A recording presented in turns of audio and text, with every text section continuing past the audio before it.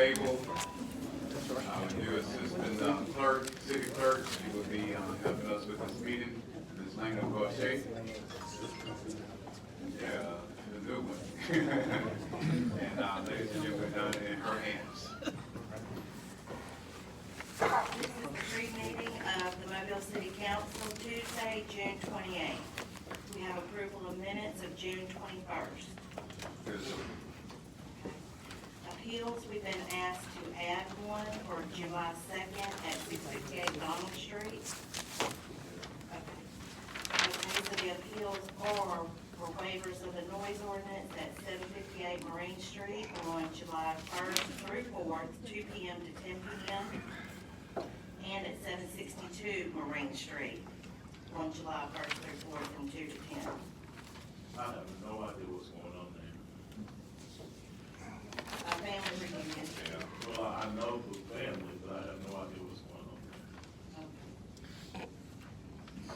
Just let us know before 10:30, Mr. Carey, if you have any issues.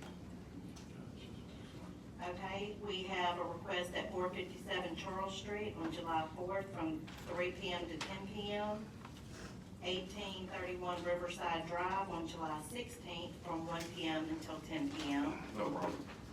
And 4791 LaSure Drive on July 23rd from 7 p.m. to 1 a.m. Okay, presentation of petitions and other communications to the council.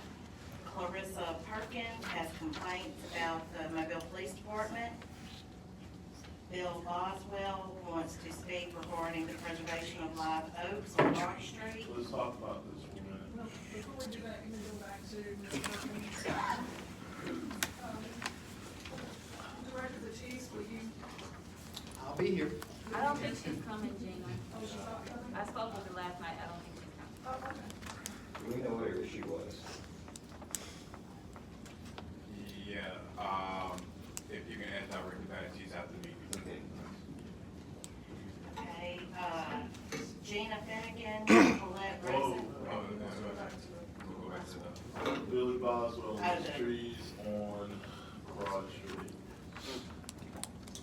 Friday, somewhere mid-morning, the phone started ringing about the trees being cut down on Broad Street in a process of non-communication.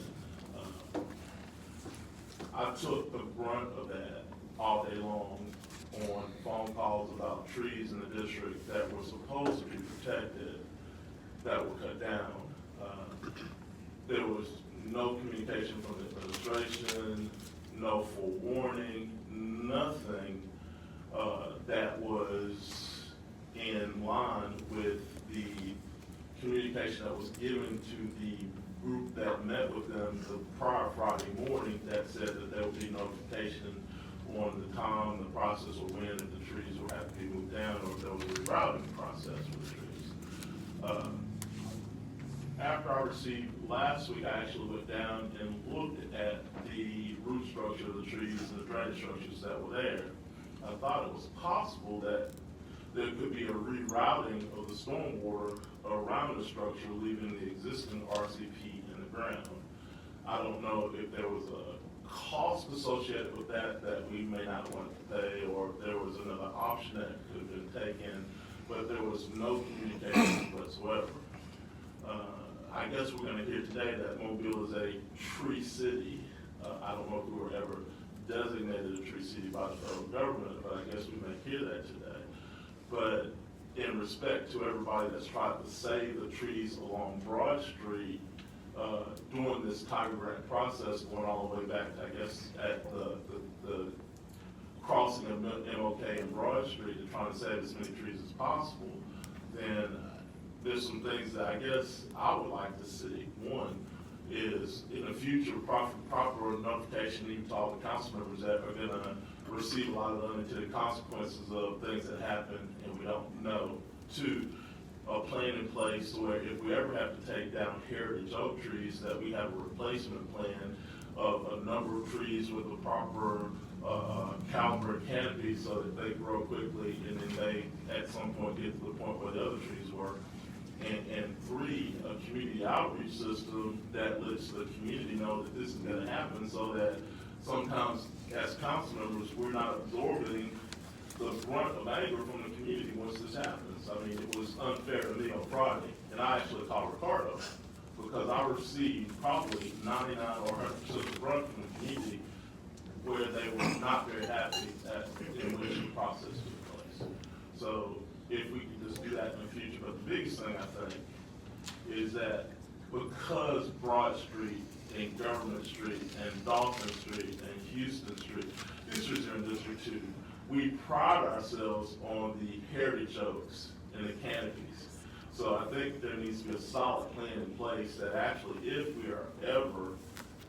ever have to destroy a tree, that it's solidly known that this is how we're gonna replace them with more trees to provide that adequate canopy that we need.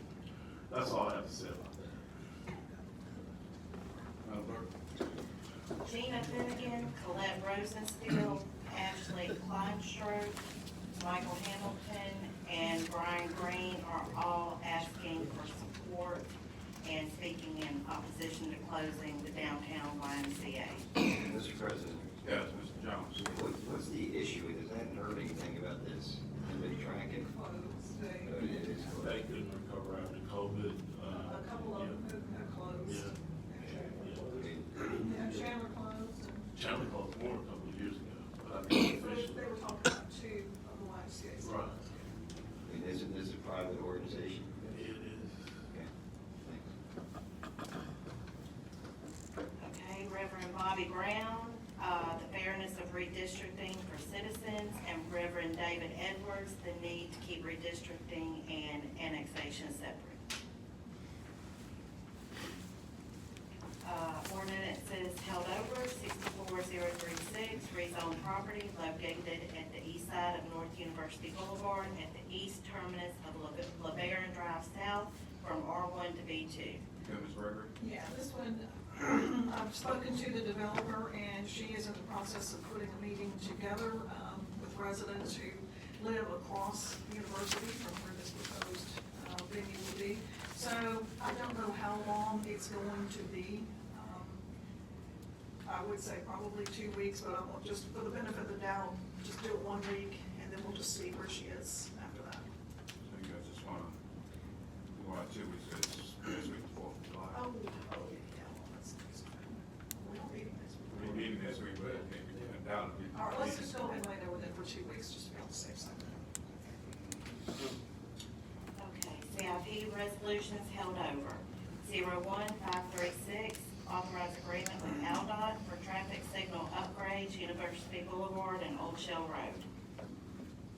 09537, reallocate $125,000 from capital project grant match traffic engineering to grant fund traffic signal upgrade, University, $125,000. Resolutions held over, 01538, authorize a foreign trade zone operator agreement with GS Operating, doing business as Frontier Technologies, for property located at Foreign Trade Zone 82. Any additional question, council? Did we ever find out what trade zone 82 was? That's the year. Oh, that's the year. So the trade zone is the entire city. Actually, no, there, So trade where's zone the to trade trade zone? zone. Yeah, there's about 6 or 7 different locations within the city, dealership channel, here in Port. And I thought I sent that to you last week, but if not, I'll re-forward it to you. So it's for all the zones, that's what you're saying? All Correct, six? it includes that, all the different areas within there. I've forgotten how this works. That's why I'm asking. Just probably need to read it again. Is there a way, is this online somewhere where how the process actually works? Because it seems like this is gonna come back again. Or something. What do you mean?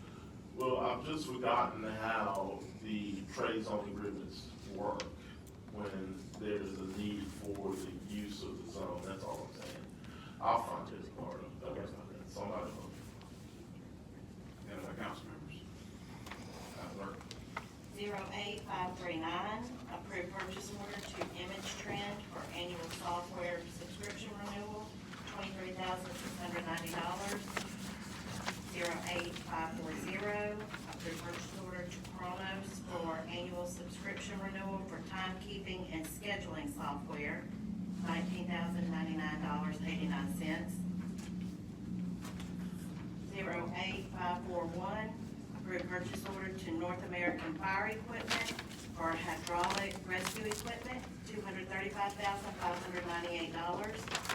21542, authorized contract with Convergent Technologies for server and security camera maintenance at the Mobile, Alabama Cruise Terminal, $33,424.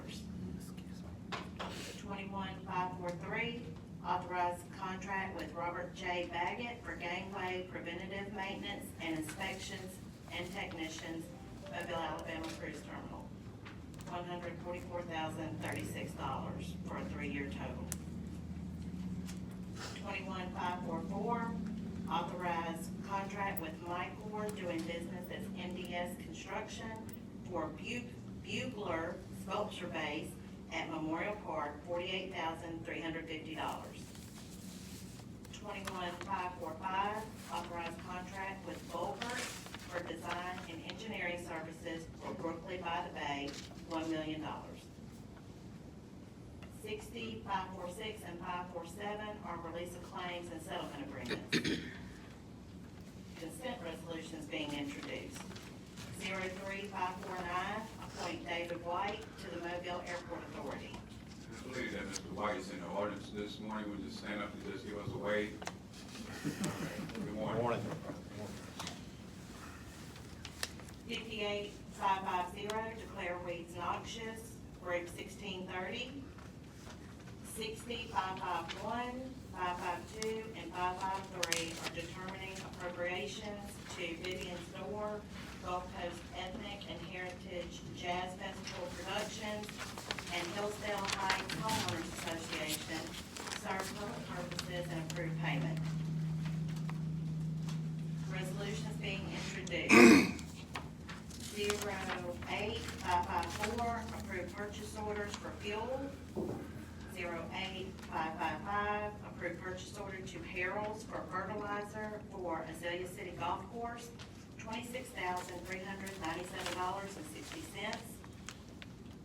08556, approve item-based bid for safety-related leather work boots, $90. 08557, approve purchase order to SHI International for citizen engagement software and 1-year subscription, $52,608.69. Announcements. Anything from the council? Mr. Davis? Thank you, Mr. President. A couple of weeks ago, I sent an email to Mr. Small, copies to the council members and Mr. Arledge, suggesting a schedule for the review and enactment of the fiscal year 23 budget. Having heard no objections, I assume everybody's in favor of this. I've also communicated it to the finance director. But this schedule would call for the draft budget to be received from the administration on August 20th in accordance with the Zogby Act. On August 23rd, we would issue a call for a public hearing on the budget, which is also required on September 6th. On August 30th, the Finance Committee would meet to review the budget with the administration. We would take no public comment at that time. That's a work session. On September 6th, we would have the public hearing on the budget, and on September 13th, we would vote on the budget. This would allow us to comply with the Zogby Act's requirement that we enact the budget by September 20th, and would actually give us the weeks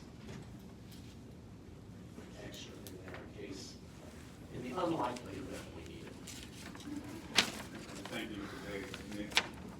Mr. Reynolds? Just following up on your comments last week regarding Ladd Stadium, the meeting with that board. Yes. Did we set a date that we expect them to have? Yes, we did. July 19th? July 19th. Was it right at the council, or was it one of That was the meeting here at 1 that they're gonna come to. Yeah. Yes. Was there any particular reason why we asked them to come here? I mean, with everything going on. Yeah, I mean, but with everything going on over at Lad, I'd love to go over there. That's up to the council. I mean, I don't mind going over there, plus I'd love to see what's going on. Yeah, and sooner, if possible, would be nice. I mean, but you said that you got pushback from, or were they just there to have the availability with schedule? Well, just be point blank and blunt with it. We reached out to the chairman, which is, District 1 representative, the only person that kept on, pouring back to us or responding was District 6 representative. And she was like the spokesperson. And, we've been reaching out since May. And, pretty much, kept on just saying that, she'll get back in touch with us. So we read in the paper that they hired somebody and asking for this, partner with them and, keep on getting pushback. So I just went ahead and just set a date. So, next week, I wasn't too sure who was gonna be available on the 5th of July, which was out the 4th of July. Then the following week, I know we got the committee, so that's the reason I said it for that particular week. So we can be that lad, that's no issue whatsoever. Yeah, what are we talking about? The 19th. I don't care whether we meet here or at LAD. My request would be that ahead of that meeting, we receive their budget for the current fiscal year and their 2 most recent financial statements. And any planning that they have in place, they should have like a yearly plan ahead for events, probably looking 2 or 3 years ahead actually, for events, things coming up that they're doing at lab, that sort of thing. So we can grasp exactly what's going on. I'm very fearful that they don't have it. Say that again, I'm very fearful that they do not have it. the financial statement? I'm talking about more than 3 years of that. You gotta take into mind that Joe Michigan, for the last, 45 days, has known that he was not gonna be there, so, and without a director, I think that was maybe their thinking and moving forward, interim director, I don't know. But without the leadership, you can't get things that you need to operate as a board and make sure everything's going in the proper direction you need to. I took it upon myself to talk to my appointee over there, and my appointee just made some general statements on some direction, but also has stated some of the same things. I think it's important that we go there and actually have an opportunity to sit down and see what's going on. That's fine. I mean, I do know that there are some things in the pipeline. They do have a public relations group on board. They've been working on a lot of these different events that's coming up. So I know that has been ongoing. Yes, ma'am. For us to be able to see exactly, what's going on. We need to see what they have booked for the next 18 months or 2 years. See what the plans are. What's in the pipeline, what's coming. Yeah, I would think that would be adequate. And the other perspective that we've got to look at as well is they've had some wholesale leadership changes. And they need to outline for us the leadership aspects and their vision of how they're gonna operate at this point with the new general manager, with changing the board, et cetera. So I would like to hear how that's gonna play out as well and how they're gonna do business. Well, the board's changed yet, though, that's, the The board change changed. the chairman. Yeah, the change. But the members are still the same. Name of the chairman That's, changed. that's correct. So Lisa, if you and Cassandra can, get together and, drop a letter and send to the board members, all of them, and they have 3 weeks to get it together, and just tell them that we'll come to last stadium and have a meeting. Hopefully. Include the request for these items we talked about. The current fiscal year budget, most recent 2 years financial statements, and a list of booked items for the next, 18 months. Yeah, and any planning that they have in place to make these things happen, or to go out and look for other opportunities. Anything else from this council?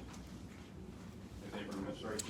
Bob? Yeah, on the consent resolutions being introduced, the last resolution, 08557, I believe, is a software called Rock Solid that will complement the next gen work order system so that it's on being introduced. We'd like to move it to the consent resolutions.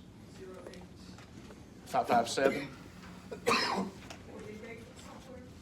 I'm sorry?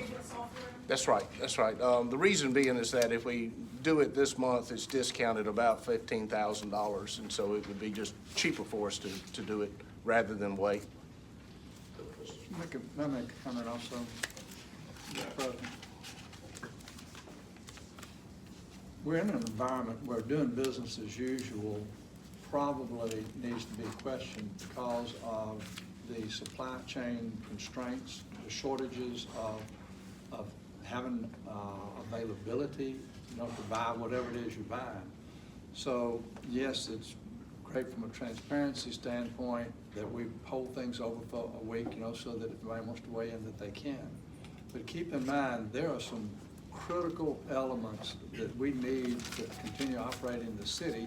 And 1 week can make a difference in where you may fall in the line of being able to receive an order, whether it's for a new garbage truck, whether it's for a fire truck or whatever. And you may think, well, that's just the way it is. Well, I would hope that we could look at these things occasionally and say, there's a valid reason for us trying to move something to consent, rather than doing it as, let's say, according to what the normal procedure would be. So please just keep that in mind. If y'all will continue bringing them to us so that we know Yep. and have the reasoning behind it, I don't think that you will get much argument from the council to suspend the rules and go ahead and vote on something, whether it's in consent or we just, again, suspend the rules and vote on it if it's a resolution being introduced. Sure, and the same with contracts. These bids are coming back, and they're not giving us 30 days anymore. They're giving you like 10 because of rising costs, and so I think we'll we all let you know. understand that and want to make sure that we're able to do business. There's a disclaimer on every contract I write. Pricing is subject to prices change. And that is daily. There are no fixed cost contracts. That's reasonable things to consider, just wait. So we can just waive the rules. So that's a simple email. Councilman Jones, did you have something? Yeah, I was just gonna ask how you're gonna deal with that. Okay, Mr. Davis. In this same vein, why did we have a $90 booth? It's I laughed at per pair. Pardon me? Per pair. I mean, Oh, yeah, per pair. Pair. So it's open-ended. Critical missing word. So it's open-ended. Now how many are we gonna buy? So that's for everyone who's authorized booths. It's an item-based bid, It's an right? annual It's just- allocation. This requirement that any expenditure over, what is it, $7,500? $5,000. $15,000. $5,000. 15. $15,000. Oh, you're talking about bid or agenda? No, I'm talking about, there's some expenditures that the mayor can make without coming to the council. Five for contracts that are dealing with settlements, 15 otherwise, because it comports with what used to be the bid law. When was that $15,000? That's what I thought. Oh, no, we changed it probably right around the time that we're dealing with the contracting ordinance book. It probably needs to be changed again because it doesn't line up with the bid law anymore. I would be receptive to raising that threshold. So would we. So y'all look at it and We will. and bring something back to us. We'll work on it. Anything else on the administration? You'll recognize the legal maxim, dilemmas non curat lex, which is what this falls in. Council?